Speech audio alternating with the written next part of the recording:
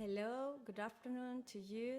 Thank you for being with us this afternoon in this event, which is very important for us. And first of all, I would like to thank you for being with us today, to spending your time with us and celebrating with us our 150th anniversary. My name is Valeria Morado. I'm the head of the marketing department in Bodegas Montecillo. And today we were going to be with Merche, which is the technical director and winemaker of the Bodegas Montecillo, but due to a late harvest, in fact, this is the latest harvest that we remember at La Rioja. Due to that, she can't be here today with us, but we have with us Rocío Osborne. She's the director of communication of Osborne Group and the sixth generation of this family, and she's collaborating with us, partnering with us. She's an expert in wines, and of course, it's a pleasure to have her here with us today. Hi, how are you, Valeria? Thank you so much. It is really an honor for me to be here with you, sharing this special moment with all of you. Thank you so much for being here with us. And, well, we wanted to tell you a bit more today about Bodegas Montecillo, about our history, our philosophy, and our wines, because we are going to be able to have the privilege of actually tasting some of the wines of the cellar.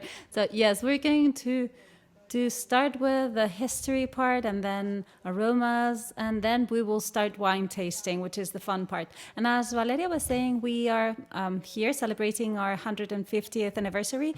This was created in 1970, but so this is 150 plus one. But we needed to celebrate such an important time, those 150 years, uninterrupted years of winemaking. And well, first of all, I wanted to tell you about the founding family, the Navajas family. 3 generations of the Navajas family constituted Montecillo and put them at the highest level of La Rioja, and it is actually one of the best wines in Spain in international competitions and nationally as well. So after the 3rd generation, in 1973, my family, the Osborne family, decided to continue with the heritage of what was achieved by the Navajas family. And we wanted to maintain that winemaking philosophy and their tradition, but also taking the cellar to a higher level. We wanted to take a step forward. We wanted to take them to other markets where they had not been present, they had not been previously. And we wanted to take a step further with regards to winemaking techniques.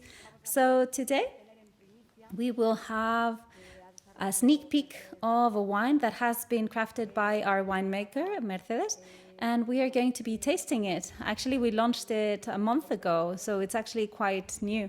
And we are really proud of it because it's really something very special that is going to be helping us celebrate this 150th anniversary. Now we are going to be looking forward to tasting.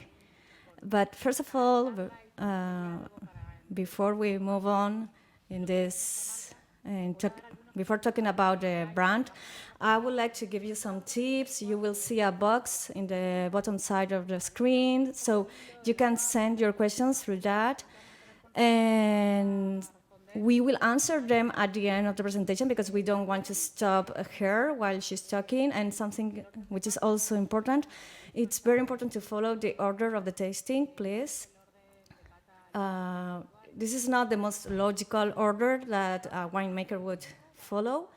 You have received 5 tubes and a bottle, the Edición Limitada of the 2018, and you will taste that together with the Gran Reserva of 2005. And please remember that if you don't already have your white wine in the refrigerator, please just go there and take it into the refrigerator and take it out 5 minutes before tasting it. And or else our technical team is going to be presenting some pictures, some videos during the presentation, so you can see them while we are talking and you can understand better what we want to say. And I think we can begin now. We are in a great tasting set. Montecillo belongs to the Rioja Alta region. We are in Rioja is divided in 3 regions: Rioja Alta, Rioja Alavesa, and Rioja Oriental. We are in the core of Rioja Alta.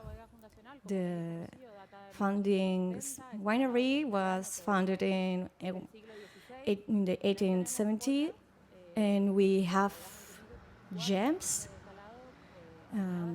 We have in our cellar very old wines that have been there since the creation of the D.O.Ca, and it's a pleasure to have them and to be able to share them with you. We would love to be in our old ancient cellar, but it's so deep underground that due to technological reasons, we can't be there. But we have transformed this winemaking area into a tasting room. Yes, we're doing great here. Yeah, and it's great to be here. And you can see how do we work in Montecillo and the region of our wines. I believe it's actually very important in order to understand Montecillo to start with a vineyard. You do not understand our wines if you do not understand that origin, that land, that soil that gives us the grapes with which we make our wine. So for Montecillo, a good wine actually is born in the vineyard. Mercedes always says that a good wine has to start from a good harvest. You cannot make good wine with a mediocre harvest, but you can actually ruin a good wine in your cellar. So for us, the management of our vineyards is basic, it's seminal. So we work with around 1,000 owners of different slots, because in La Rioja, as part of our story, we have fragmented plots of land, and each of those plots of land has been fragmented along the years, and the average size of these plots is around half a hectare, so they're really small. And this obviously causes 2 different things. First of all, it's difficult to manage our vineyards, but it also provides us with a great diversity, because we have different personalities, different characteristics, and that reflect really that specificity of the soil, the orientation, the varieties, and even within La Rioja, the 3 sub-areas that Valeria has mentioned, we also have notable differences. And it's great to have access to that uniqueness and vineyards with different characteristics that allows you to create very unique wines. As Rocío said, we have very small plots, less than a hectare, because that's how Rioja works. We are very attached to the vineyards. We work with families that are part of the Montecillo family, and they have owned their vineyards. And for instance, grandfather had a vineyard, and he split it in small plots, and the grandchildren don't want to give them up. So, and we couldn't have that love to the vineyard. We can't buy that. Yes, obviously we couldn't buy them, and we actually value their work with our vine growers. We have been working with them for over 40 years. They're part of our family, and actually they feel that our cellar is part of their home. It's theirs, and Montecillo wines belong to them as well, or that's how they feel it. So we work with over 1,000 plots of land with around 100 winemakers, and we also control more or less 500 hectares of vineyards. So we have been working hugely, and especially thanks to Mercedes Garcia's work, because she's not only our winemaker, she's also an engineer and an agronomic engineer. So since 2008, we have been able to classify and establish categories for those vineyards, which has allowed us to substantially improve our grape supply philosophy, which allows us to have wines of a higher quality. We have seen an evolution in Montecillo wines ever since Mercedes started working for us, and it has been smooth and constant evolution to increase quality. And it's actually the reflection of the personality of the different vineyards and how having all of those different vineyards with different personalities, such different personalities, is actually what gives us the possibility of creating the singular wines that we're going to be trying today. Yeah. And part of that classification is not only taking into account the average age. We work with vineyards that have 35 years old on average, but we work with very special plots which are very high and with very specific characteristics, and we transport that into the bottle. We want to narrate that in the bottle of wine, and we want our clients to taste that, and we want to boost, and we also want to reward the wine growers their efforts, and the way of work in that sort of vineyards is Yes. different to a younger vineyard. Yes, that reduction in profitability, which is so important for your vine grower, because it's actually what brings bacon to the home, actually. So we have to award them so that it's good enough for them to maintain those old vineyards that give us this fruit that is actually a treasure for our wines. Great. I'm sure that you'll be wondering, okay, that's great, you do that in vineyards, the vinification, but how do you do that in the winery, in the cellar? How do you translate that classification, that controlled or monitored, the terroir, how do you translate that in the cellar? So in that sense, in Bodegas Montecillo, we have a capacity to craft those grapes with several tanks, truncated cones, egg-shaped. So, and we work every plot separately, and not only with manual work, but also with some technological innovations, and we do some barrel aging, and we translate that in the work in the vineyard in the cellar. And I think that one of the key elements of Montecillo's wines, besides the origin, which is the vineyard, is also the way in which we manage our different containers and bottles. One of the keys of our wines is actually the maturing, and the fact that we have wines that have been kept for a long time in the cellar, and that's because we have a good management of the wood, and also because we give them the time that they need in the barrels. So tell us a bit more, Valeria, about this part, because you are the one who knows about the regulating authorities. Yeah, we have our classic range. We have Reserva, Gura Reserva. The control board determines which wine adheres to each one, but in our NDA, we want to give that vineyards the time that they need. So once the bottle gets to the market, we have a rounded wine, balanced wine. And at Montecillo, we always have made an effort to create long aging wines, well-balanced wines, rounded wines. We can now see pictures of the bottle rack that we have. But not only the time that they remain in barrels, but also in bottles. It's very important, the evolution that carry out the wine during the aging, because they are able to evolutionate and at the end we have a wine which is a very balanced wine. Yes, and I also think that it's very important that when the consumer actually gets the wine, is always in a perfect state for it to be consumed, in the optimum state. They don't have to buy it and then keep it at home, because I don't know you, but I live in a flat, and having my little cellar is not something that I can have, and having the cellar aging the wines for me to have as a consumer, I think is an amazing added value. And the consumer who consumes Montecillo wines will be consuming them always at the optimum time. Yeah, totally. We already talked about barrels. I think it's obvious that there's been a great change. I like to say that it's a silent changed because in the recent years, as Rocío said, until we incorporated Merche to our team, those vineyards, working with those vineyards since the region, and then being able to adapt in the cellar. Of course, we will be a classic wine. We are the oldest, one of the oldest vineyards winemakers in La Rioja, but we also have those new ideas that translate in freshness, in fruitiness, and characteristics that our final user demands and is looking for.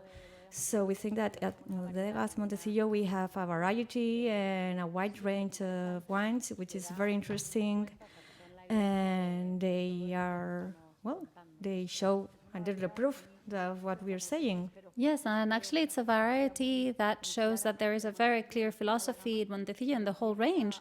And it's actually this acidity that makes wines such fresh wines, and it actually gives us this balance between fruit and wood, which is something that we value very much here in Montecillo. Wines have to have that fruity flavor, that variety with which we have crafted it, but it mustn't be eclipsed by the wood, although the wood needs to be present. It needs to go hand in hand with it.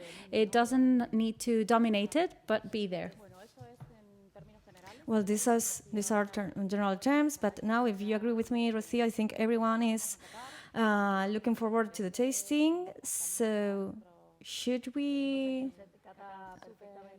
We have here a beautiful set for this tasting, and we hope that you'll be doing it with us from home. So if your white is in the fridge, go get it. And we are now going to get into our tasting area, which is like a TV set. Totally. I feel like I'm on TV. I feel like in the kitchen. But I'd rather have the wines than food here. Here we have, well, you have your tasting set with the tubes, so you don't have to uncork any bottle. It's easier. You can serve them directly. Something that I didn't say, the Gran Reserva 2005, you don't need to decant it because this bottling that you have in your samples, I mean, it's already oxygenated. And here we have decanted our bottle about half an hour ago, so it's in the optimal conditions to taste. So we are going to begin with the Viña Monti Blanco Viura, the white wine. This is a sneak peek of the vintage.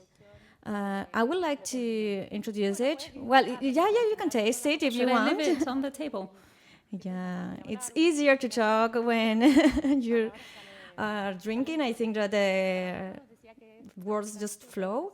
We think that this is a very special wine, and in fact, we really are attached to it.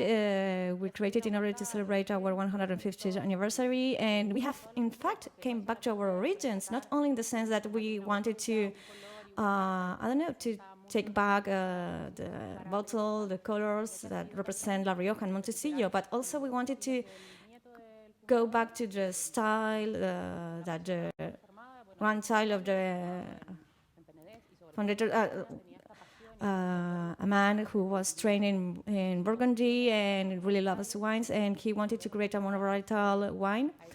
And that's what we've been doing here, going back to our origins. So here we've been working with 3 monovarietals, and that's what we wanted to do. We've been making trials with every grape in order to find the best way to translate that terroir in the bottle. I love telling you this because not everybody knows this, but we worked to launch it for the 150th anniversary, but we started working in 2013, 2014 in order to actually identify those vineyards that showed that they had a very special personality, a unique personality, so that we could then have them in mono varieties. So it's not something that happens from one day to the next. This is a 2017, but the Villamonti project started long ago, and it has been incubating for a very long time. And now, here we have the 2017 vintage. We launched it into the market. We launched it in 2016 into the market, about 6,600 bottles, and now in 2017 will be remembered because of the famous frost that took place in April. and not only in Spain, also in the rest of Europe. And thanks to a good job, good efforts, we were able to save that vintage, and we have a 2017 vintage, very good. It's actually a very special plot of land that is 800 meters above the sea level. So those are the ideal conditions for the maturation and the acidity of this Viura. And it seems for a white reserva, we need that backbone that will give us the acidity of the Viura variety. And it's actually a vineyard that is over 80 years of age. So that is going to also give us an extra degree of complexity and scent. Because we're talking about, instead of creating with 9,000 kilos per hectare, as we could do with a young white, here we're talking about 4,000, 5,000 kilos per hectare, which obviously is going to give us a greater quality.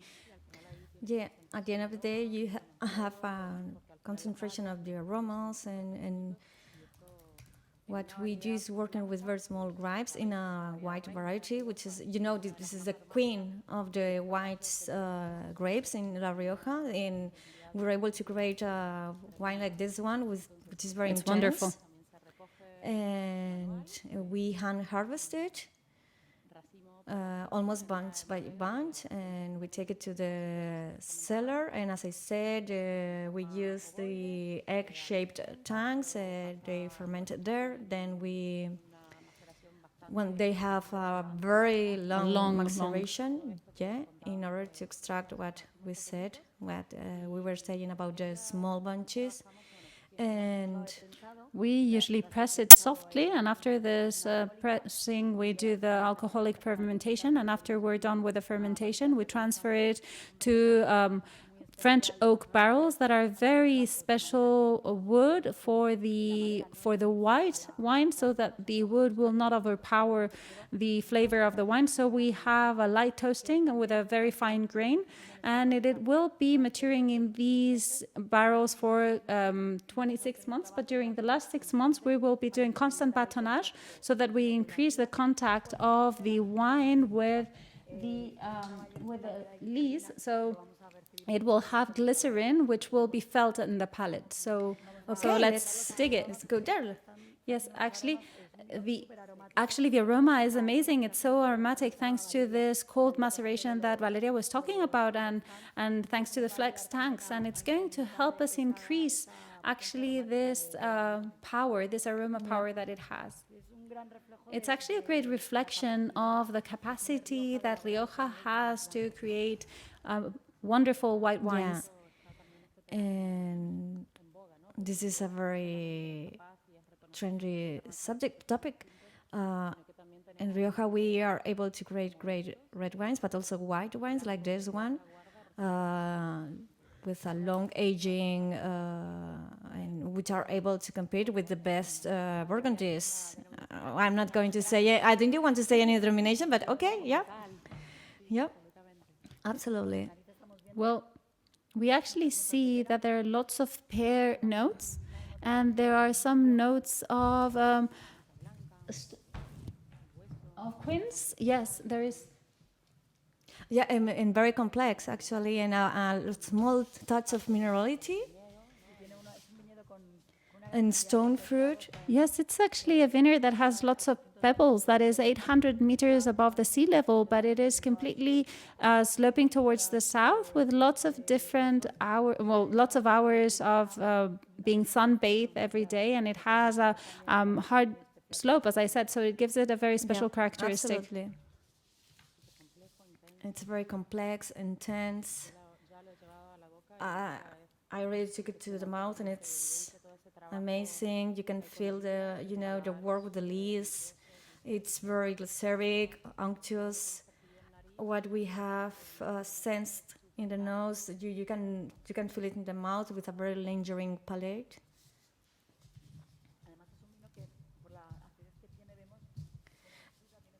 Well, with this wine, we see that due to that acidity and the presence of fruit, it has an amazing potential to mature in bottle. That's the sort of white wines that in 10 years will be tasted again and will have, it will be obviously a more mature wine, but with tertiary notes that will be very interesting as well. This is really a very young wine. We're just actually giving you a sneak peek of 2017, but we see a great potential for this bottled wine, and I'm actually looking forward to trying it in 5 to 10 years' time. It's wonderful. This acidity that is so fresh, despite the fact that it has already been in the barrel for such a long time, is actually something that comes from this Vira that is over 80 years of age, that gives us an acidity that creates that backbone that is going to help us last so long. At the end, it's a very gastronomical wine. It's very versatile, very flexible. It's very easy to pair it.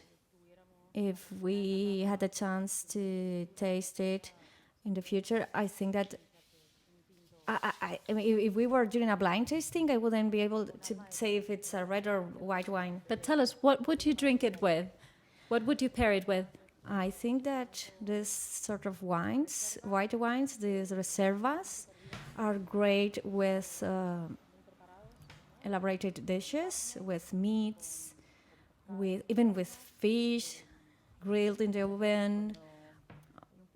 You know, sometimes there is this dish that asks for a white wine, but it's not strong enough. This would be ideal for fatty fish, for those fish dishes that are a bit more complex because they have lots of different spices. And when it's not just steamed fish, you know, when it's a strong-bodied fish, then it could work. I'm sorry, but I have actually served the second wine. I'm a bit impatient, as you can see. So we now are going to try our Montecillo Edición Limitada 2015. One of the vinos de autor wines, as we could say, and we classify them in this category, which is a special range.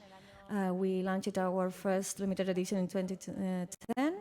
It was a welcomed wine, not only for, the users, but also you. You have been one of the reasons that it has been so successful, because every year, we run out of these bottles sooner, yeah. So much so that actually the family and the employees can only purchase a certain amount of wines, and we cannot buy more than that until the next year. So I have to say that the production is very much limited. It's only 40,000 bottles, depending on the year. So I just wanted to tell you that it's something that makes us quite happy. Actually, we don't mind not being able to purchase as many as we would like.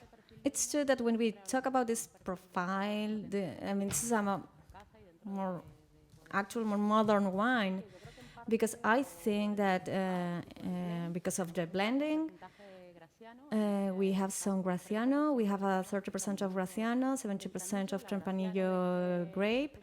And the Graciano comes from a state with, I think the vineyards are more than 40 years old, Eastern Rioja and Low Rioja, and it has a very long growing cycle. It's a difficult grape.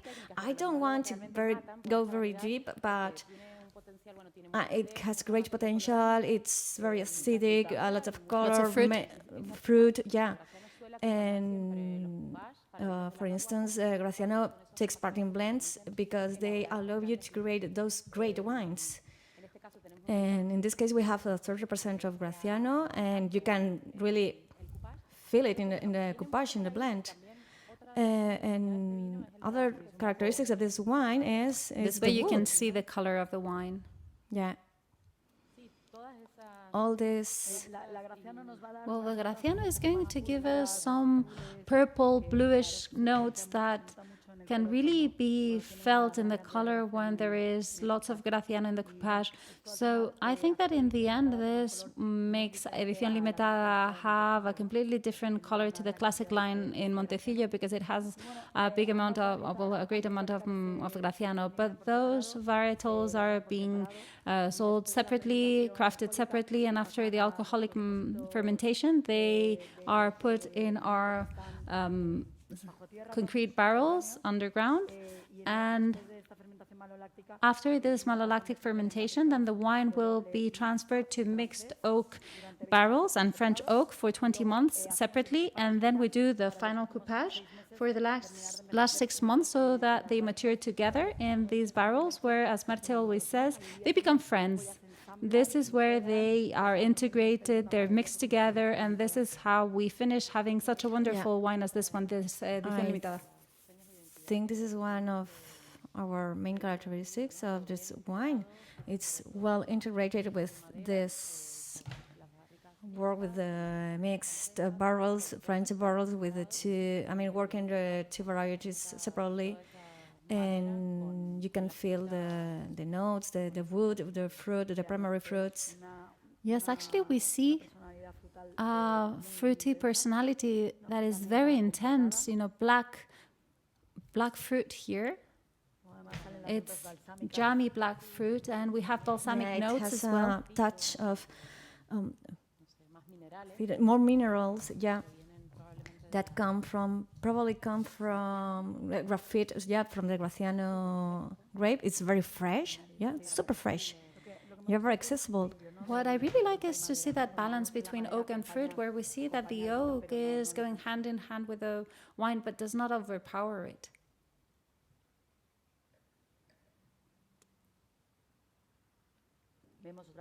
We see once again in the mouth that integration of both fruit and wood, tannin that is silky, very polished, also thanks to those 2 years that it spent in bottle. As we said, the Montecillo gets that fine-tuning in the bottle, which is very important to us, because the wine in the end reaches the market completely rounded, balanced, integrated with polished and silky tannins. And we also see this acidity that makes the wine so refreshing and makes you actually salivate.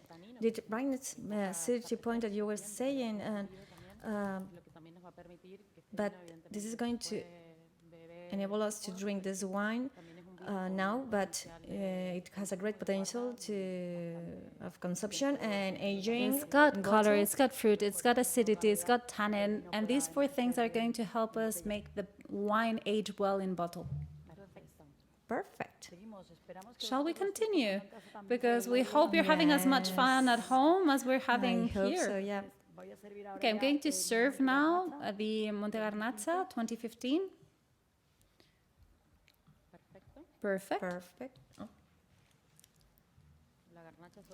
Garnacha is other of the red grapes that come from La Rioja. It's also very trendy right now. Here we have very special Garnacha for us. This is a bit, maybe, it's not the Garnacha that we know from Madrid or other cooler places or eastern places. Well, here Garnacha also comes from a plot that we were working on for 4 or 5 years to see what the potential was. This is a plot of land that is in Arizona, and it is around 400 meters above the sea level. And it's actually a Garnacha. Well, the vineyard is around 80 years old, so it's going to give us a complexity. And in Garnacha, that's actually very important to have this fruit diversity, because a Garnacha doesn't really have a great maturing potential. But when we go to such old vineyards, we do find that the Garnacha is going to give us that aging potential that young Garnachas do not have. Right. Here what we do is select a plot. As you were saying, we have 50% of the vineyard that come from Arana, but also another from the eastern Rioja, 10%. And even though it's the same variety, the same grade, they are completely different. You are going to have more fruit, more color, more warm. So it's 100% Garnacha, but part comes from the eastern Rioja and another from the southern Rioja. Well, here after the harvest, the grape is transferred to the cellar, where it goes through selection lines, and we create our small batches. We also look at the Garnacha to increase the concentration of the wine. We are going to have a greater contact with the This is going to give us more structure, and after the malolactic transformation in our cement, in our concrete barrels, they're going to be there. Then 26 months in the barrels with mixed oak, with French oak. So after those 26 months, the wine is going to generate this complexity with tertiary aromas and what the wood brings. Then it will go to the bottle where it will be aging for 20 to 24 months. Right. And yeah, if we pay attention, I mean, if we taste it and we look into intensity and color terms, this is not a light garnacha. It's actually We can higher. see the color perfectly here. More intense. You can see a very intense red, very bright red. See, here it has a very, very high... For me, this is like a perfume. It has raspberry. It's very expressive. It has a very expressive nose. You can feel the red fruits, raspberry. And you can really see that the wood is very well integrated, and that's thanks to the wonderful management of our barrels. It can be seen in the wine. It can be felt. I mean, it's there, but it doesn't bother you. It doesn't overpower it. No, because as we were saying, that oak selection is perfectly integrated.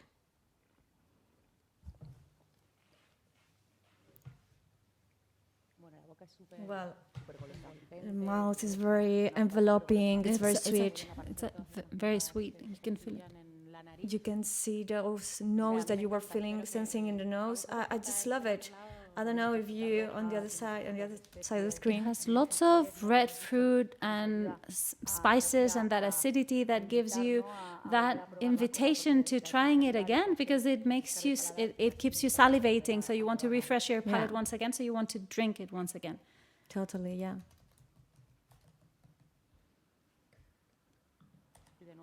And again, we are very happy, to be honest, with this range of Viña Monti, because it has been welcomed by you, by the press. It's been praised. It has received many very good marks, and well, that's very encouraging to follow this path. And you can see people is amazed, and people say, okay, I'm going to buy again Monti because it's great. So we are very happy. We have to say that we are very happy with our Viña Monti.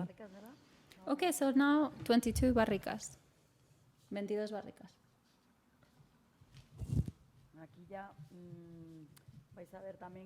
You will see here as well that we're going to change the pace. Valeria is now going to tell you a bit more about the wine. Again, for us, 22 barricas is one of our favorite wines, because for us, we launched it in the first vintage in 2008. We don't craft it every year, just when we have the optimal raw material in order to craft this long-aging wine. And you'll be wondering why 22 barricas, 22 barrels? Because our founder had, we were researching about the history of the winery, and we discovered that he had inherited a very huge vat with 22 barrels capacity, and that's why we craft these 22 barrels. And we use different varieties, and we select from those barrels the best ones, and in order to create this Gran Reserva. And we want to also to emulate this the way they harvested these vineyards in the past. For instance, in La Rioja, you didn't have just one variety in a vineyard. Wines, red and white grapes, and the vine grower just crafted all the grapes. And here we have selected 4 of those grapes. How do you call that? By excellency. They're They're the great Riojana varieties. Exactly. So this blending, this coupage, it's a classical blend from La Rioja, 50% of Tempranillo, 30 Graciano, 15 Garnacha, and 15 Masuelo. The four varieties. Those four queen varieties. Queens of La Rioja. They come from vineyards that are very close, close to the cellar. And as we said, we were saying that these plots are linked to the cellar, to the winery in Rioja Alta, because we want to work closely with the vineyards and be very quick in order to avoid oxidation and be able to create these great wines. And these four vineyards are in Rioja Alta. On average, they are more than 45 years old, and these four varieties are farmed and harvested separately and are crafted separately in the cellar. Yes, because actually, Valeria said it earlier, we only make this wine in very special vintages, and actually the 2012 was a very special vintage, but there will not be another one until 2015. So it's actually a wine that is only crafted and manufactured in very special moments when the climate and the harvest actually justify that quality to make this wine. Because we actually need an amazing potential. As Mercedes says, we need those wines with such an amazing potential that they will really last. They will endure this 36-month aging in oak and then 5 years in bottle. So in order to be able to really handle that aging both in barrels and in bottle, we need them to be very chromatic, lots of fruit, lots of tannin, lots of backbone, and lots of acidity, because otherwise the wine wouldn't last that long. And you see, this is a 2011. The color is perfect. It hasn't really evolved. Yeah, I was going to say that. I don't know if you can go back to the previous wines. We recommend you to drink all of them, of course, but if you can leave some in the glass, it's great to come back to them and check the evolution, how they evolve in the glass. Here we have the limited edition, and here we have a 2011. 10 years old wine. It's 10 years old, and you can see that its color has nothing. It doesn't. Its rhyme. It really can compare to the other one that we saw. And in the nose, obviously, this is a wine where the tertiary aromas have a greater presence than in the Edición Limitada. But there is lots of fruit, and more elegant fruit, we could say, a bit more jammy. You can sense the licorice, something which belongs to a Gran Reserva, but it's very alive, actually. So we find, once again, I insist, that balance. We always look for that balance. That balance is actually a synonym of elegance. And I see that fruit here, that wood, well-worked wood. It is French oak, fine-grained French oak. And we see that there is an amazing quality in the way in which we manage barrels here.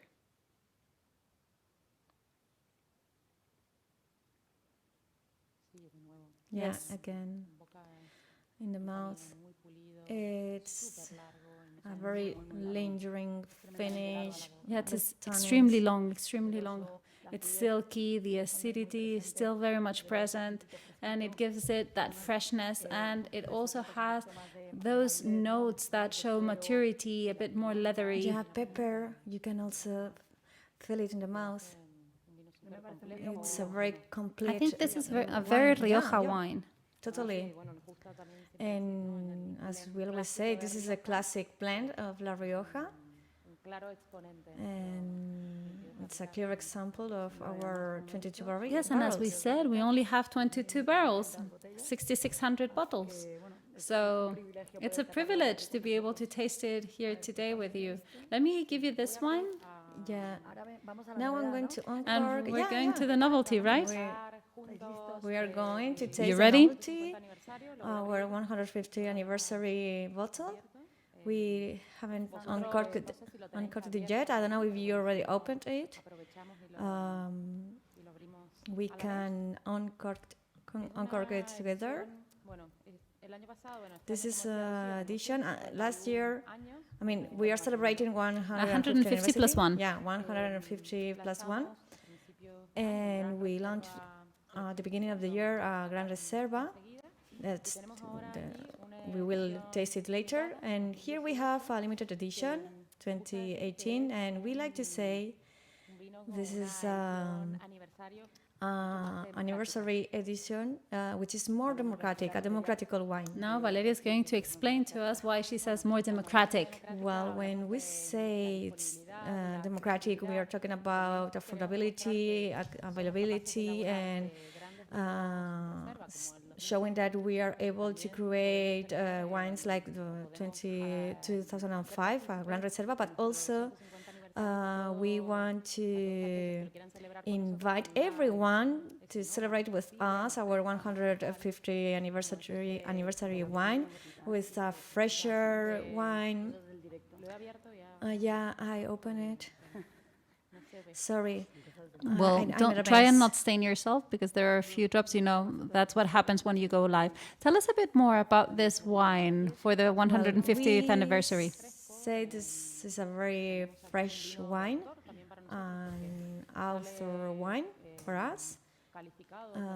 It's been classified as a generic wine. As you know, the control board regulates which or determines which one is a Gran Reserva, Crianza, and so on.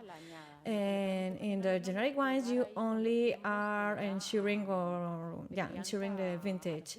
So at the end, it means that in a certain vintage, the winemaker can boost the characteristics or aspects that she considers that she wants without having to adhere to the guidelines of a category of classification. So here we have wine with 85% Tempranillo and 15% Graciano.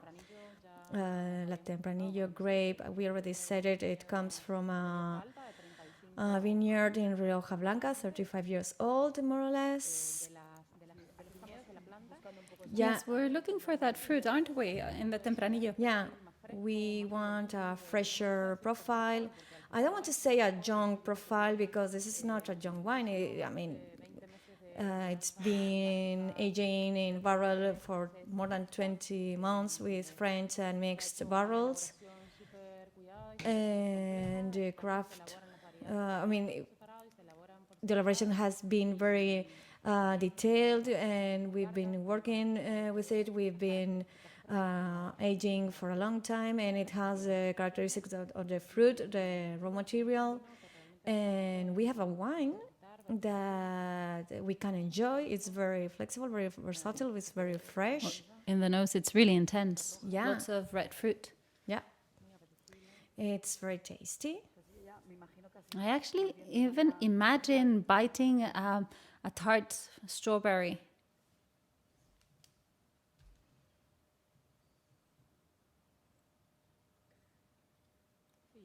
Yeah, it's rounded. It's balanced. You can feel it. It's very nice in the palate. Yeah, even very, very, very ripe fruit, very lingering. You can even feel the plum. I hope you like it. This is a way to extend our 150th anniversary and celebrate it with you. And this is a very innovative offer with the packaging. For us, is the ideal offer in order to... this is a great offer for the coming celebrations, festivities, yeah? So we should talk about Thanksgiving, Black Friday, Halloween, what else? Christmas. We have New Year's Eve, companies, dinners. No, not wines also. Well, Valeria, if that's all right with you, let's just taste our Gran Reserva Selección Especial 2005. It's an amazing wine. It's a marvel that we don't make many bottles, and we explained it at the beginning. Since you already have these vials, it has already been in contact with oxygen when putting the wine from the bottle into vial. So now the wine has already been opened up. Yours has already been opened up. Well, these wines that in Montecillo we consider special selections, selecciones especiales, we only make them when the year is really exceptional. And this can happen 2-3 times every 10 years, more or less. And it usually comes from very specific vineyards that are very old, that will give us a potential, an amazing fruit potential, and that will give us that capacity, that possibility of aging. Because in the end, we're talking about wines such as this 2015 that's already 16 years old. And you'll see that in color, in aroma, it's perfect. And we have just launched it. So it's not that it's been 10 years in the market. We just presented it. We presented it this year, actually. Yeah. Yeah, I think this is one of these ranges that La Rioja can be proud of. And in international markets, Could you please give me the bottle? I want to show it here so that the camera can see it, because you don't have it at home, but it's a beautiful bottle. Well, yeah, as I was saying, this is one of the old Rioja classics that today, the wine lovers can buy. We only elaborate a few bottles. I didn't see it. Exactly 2,800 So 2,800 and 1,500 bottles. Yeah, a very small production, and it's worth to have access to those wines. Here we actually have, as I was saying, this is from 2005, and it was considered as excellent by the board. And we thought that we had 20% Graciano, 10% of Maturana Tinta. So it's actually one of the elements that make this wine so special. And I really like it because it's very easily identifiable on the nose with those Parisine notes that remind us of green pepper and Cabernet Sauvignon. And although it only has 10%, it's actually very evident. Very easily identified. Absolutely. And as a curiosity, we were talking about different vineyards, and here we have just one state in Rioja Alta. In this state, we have the particularity of have the 3 varieties together. And here we have to understand the situation and understand that being able to farm and harvest the 3 varieties at the same time, it requires a huge effort in the vineyard. And they demand a great effort. The maturity of the Tempranillo is a short cycle and Graciano is a long cycle. So that's where we need to find the balance when working on the vineyard. That's so very important because they are usually cut at the same time, and we have to cut them all, and we need to find a balance. And we've been selecting the 3 varieties in order to craft them at the same time. This is a very old vineyard, bush strain. This is something that you can barely see in Rioja. Those are very special. And the limitation in the production, because at the end we only have that vineyard, and what you get is what you get in the bottle. Yeah, there's no more.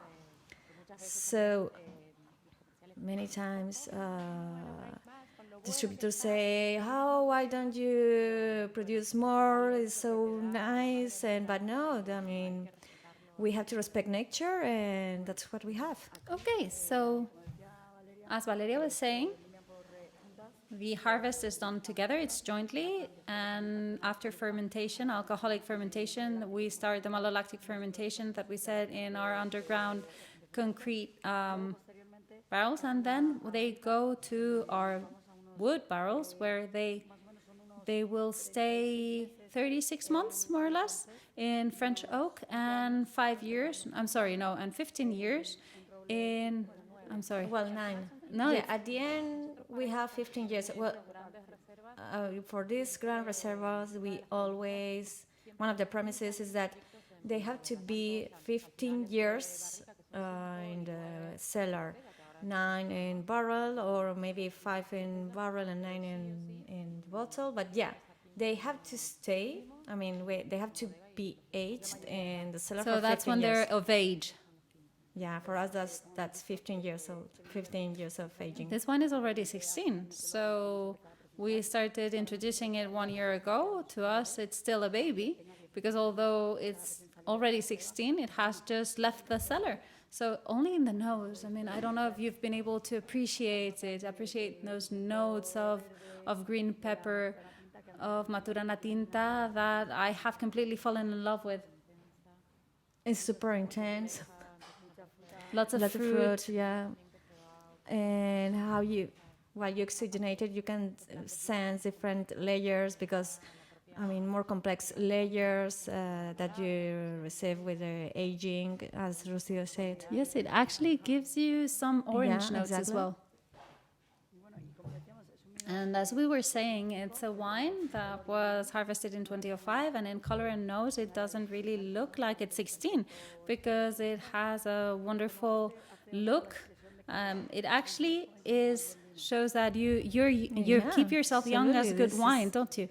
This is one of the wines that you can keep for a long time. I mean, you were saying that you are not patient, but for No, I'm those not who are patient. more patient, I mean, you can keep the bottle for a very long time. It has a very, I mean, long evolution. I remember that we had profiles in the cellar such as 1975 or 1994. And after so many years, we have seen the evolution of those great wines. And actually, for those of you who are patient, keeping those wines in the end is a reward in itself. I am not patient, I have to say it. I'd rather drink the ones that are already in the cellar that have been aged in the cellar.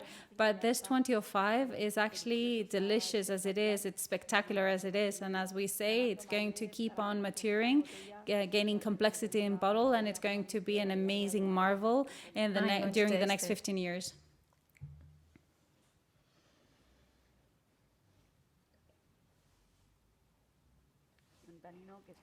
The tannin it has is like silk. Absolutely, yeah.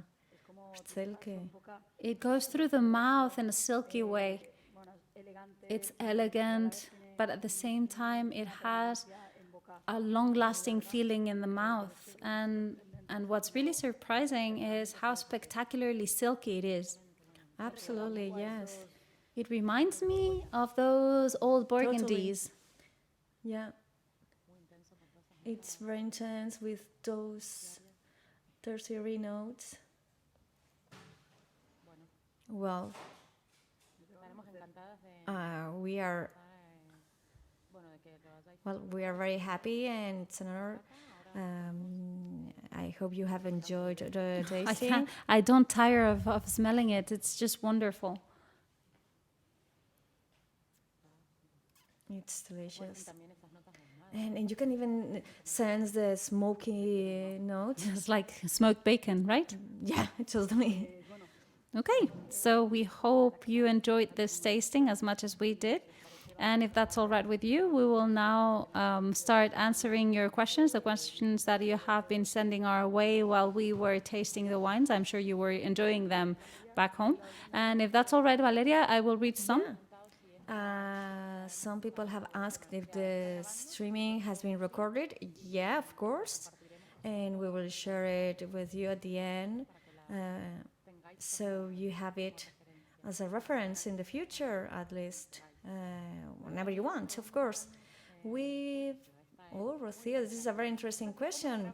How do we manage to keep excellence in this 150 years? Well, actually, the question seems easy, but it's not. I mean, it's a multi-layered question. That excellency for 150 years has been obtained thanks to first respecting the creation process and the philosophy that is absolutely consistent. We have to respect the vineyard and work with the vineyard in a way that is crucial for our wine, and we must never forget the consumer. We are always true to our style. We like this classical Rioja style, but at the same time we have known to listen to our consumers. We have known to adapt our wines and to evolve them towards wines where the fruit is more present. It's not eclipsed by the wood. It's not overpowered by the wood. We wanted to have fresh wines, but they also need to be a reflection of the Rioja terroir that are really intense, because I think that one of the things that are most important that really help us be excellent for 150 years is to be true to what we do, to be honest. And what we do is create wines that reflect the Rioja terroir. Absolutely, yeah. I'm convinced that there's not only a key factor, but a set of factors, as you said. And I mean, I totally agree with you. And I also want to add that we have a very committed team that really believes in what they have, and committed and passionate. And at the end of the day, I think that the brand is created by people. And I think that in this case, we have a great team. Well, this question is the one I'm asking you, okay? We have another question here that says, what's the challenge of working with just one varietal, especially when we talk about Viña Monti? Well, I think that I always heard Merta saying that when you have to craft one variety, I mean, you are just putting in one vineyard, in one plot in this case, and when you have the possibility to make a blend, a coupage, you always have resources to balance a wine. So I think that's the main challenge when you work with monovarietals in a region as Rioja, with few access, for instance, with the Viura. Viura is 2% of the surface of the vineyards, or in La Rioja. So you don't have such a diversity. So if there is a problem, a climate problem, a condition, whatever, I mean, you really depend on that, and that's the main challenge, in my opinion. And it says, what are the biggest? Sorry, I mean, it's so small. The case is so small. I can't really read it. Okay. Now it's bigger. Okay. What are the main challenges for the cellar in the coming years? Well, doubtlessly, the two of us think that our main challenges are sustainability, and obviously something that is very much present, such as climate change. In order to answer to that challenge, which is that of sustainability, we have started to apply sustainability in our vineyard by having minimum treatments in the vineyard, by having an exhaustive follow-up of the situation via satellite and GPS control. We look at the vineyards and we control them, and every time there is any idea or sign of a problem, then we can react so that we don't really have to change the vineyard itself. And we keep defending our sustainability principles in the cellar. During the fermentation, we use the CO2 that is freed by the wine itself in order to do everything in the wine without using electricity. And also the conception of the cellar, which is in 2 stories, allows us to do this constant pumping with CO2. And we also do these changes of vats with gravity. And we also use a cleaning system for our barrels, which is actually non-damaging for the environment. We use ozone diluted in water, to clean the barrels, and we never use sulfurs because those are residues that are quite polluting. So ozone is, in the end, something that doesn't pollute at all, and that helps us keep our barrels in perfect conditions. And I mean, the barrel room, as you said, the cellar. The cellar has been constructed, was built in a way that it doesn't require any cooling system or heating system. The cellar just auto-regulates itself. We always have Yes, the it's same at 13 temperature. degrees underground with a constant temperature of 14, 15 degrees. And I said 13 meters is actually not 13 degrees, 14, 15 degrees, and 70% humidity. Those are the optimum conditions for our barrels and our wines without having to use any sort of element that would require energy expenditure. And I think that climate change is a reality that no one can shy of right now. We cannot deny it. And 25 years ago, our wines in Rioja were reaching a degree of 12 degrees 0.5. Now we won't find wines in Rioja under 13, but we are very much aware of the fact that we need to keep it at 13.5, not go up to 15 degrees as we would find in many areas of Rioja, because you also need to find that balance and that acidity that we mentioned previously. And in order to try and answer to this problem, this climate change problem, what we're looking for is varieties that have longer cycles, such as Graciano grapes, and also areas that are higher in altitude and colder areas that are also allowing us to have that balance in our wines, and that will not be over matured as it happens in many other areas of Rioja, and that is unfortunately due to climate change. Yeah, perfect. This one I'm going to read to you, okay? Just to try and balance things out. Okay. Okay. So I don't know if you could tell us a bit about the 2021 harvest. I think that lots of news have been coming out and people will want to know what this harvest has been like. In general terms, as I said at the beginning, it's going to be one of the longest harvests that will be remembered. It's been very staggered, and even in the last months when we were already in the harvest stage. But luckily the weather was very good, and at the end this rain, the cool weather has meant smaller yield, having smaller bunches. This means more efforts because the harvest is delayed, it's staggered, and of course, also when they access to the cellar, I mean, it had to be all at the same time. But I think that it will be remembered in the future because we have exceptional grape. I think that this deserves a toast. We are done with the questions. We are done with this special event, this gathering. I wanted to thank you all for being here with us, celebrating our 150th anniversary of the Montecillo cellars. So thank you so much for it, and let's toast on those 150 years. Thank you very much, and cheers Toast to your health.